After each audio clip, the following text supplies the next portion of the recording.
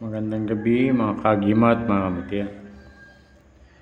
Ito na naman po ulit ako, si Pepe ng Agimat TV, para magbahagi sa inyo ng kaunting kalaman tungkol dito sa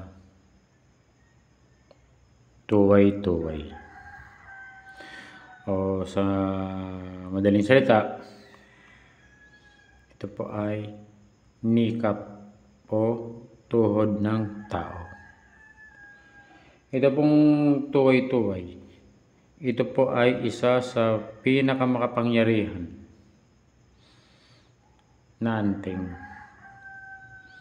Sa kaliwaan nga lang po. Ito po ay isang parte ng katawan ng tao, yung nasa tuhod. Ito po ay napakamakapangyarihan. Hindi nga lang po ito, kumbaga hindi ito yung sa ating Diyos, kundi ito po ay sa kaliwa. Dahil po ito ay tuway-tuway nga po. Kung kayo po ay nagtataglay ng ganito pong uri ng kapangyarihan o anting, ito po ay marami pong kailangan isaalang-alang. Lalo na po kung hindi nyo kilala ang may-ari nito. Gaya po nito. Ito po hindi ko na alam kung sino may-ari nito. Ito po ay meron lamang taong nagbigay sa akin ito. Dahil kilala ko na mga nagpo-post ng tungkol sa mga agimat. Kaya po, nabigyan ako nito. Ito po ay, kung sa kapaliwanagan po nito, kapag alam mo ang pangalan ng tunay na may-ari ng tuway-tuway, ikaw po ay pwede mong utusan ng kaluluwa. Kung ano man ang dapat mong iutos, halimbawa gusto mong saktan ang kung sino man, o kung ano man, o gusto mong gumanti sa isang tao. Kapag ito'y iniutos mo dito sa tuway-tuway, yun po ay mangyayari. Pero syempre po, tingnan nyo naman po, hindi mga video na maayos, lumalabo.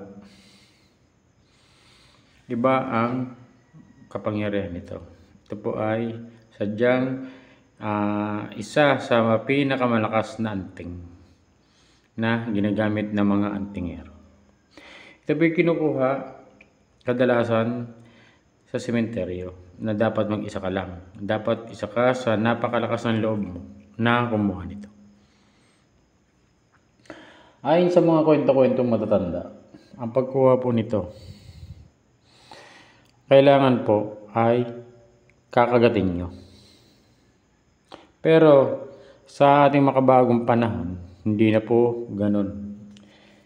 Kaya hindi ko po alam kung ano ba talaga ang bisa, dahil sa mga matatandang paniniwala, ang tuway-tuway, ito po ay kinukuha ng gamit ang bibig. Yung tuhod ng tao, kailangan mong kagatin yun. Kukunin mo po yun sa gabi ng Biyernes Santo na solo ka lang sa sementeryo. Pero hindi ko lang po alam kung bakit sa panahon ngayon, binubutas na lang yung mga nicho para kunin po ang mga tuway-tuway ng patay para gawing anting. Ito po ay hindi ko ginagamit. Ito po ay pinakita ko lamang sa inyo para malaman ninyo na ang tuway-tuway po ay hindi basta-basta pwedeng gawing biro na gawing anting. Dahil ito po ay may kaakibat na, kumbaga, kamalasan kung sakali man ikaw ay magalit sa iyo ang kaluluwa na may-ari nito. Kaya po, ang ipapayo ko lang sa inyo na gusto magtanga ng mga ganitong klaseng kapangyarihan na mula sa katawan ng tao, itong tuway-tuway na ito, kayo po ay mag-isip dahil hindi po biro ang pagkuha nito at hindi rin po biro ang kinuhanan nyo nito. Sana po may unawaan kayo at may natutunan kayo sa aking pinaliwanag sa gabing ito. Salamat po sa mga aking subscriber na bago, sa mga dati na walang sawa pagsuporta sa akin. Sa mga hindi pa po nakapag-subscribe, pakisubscribe po naman. Maraming salamat po uli at magandang gabi.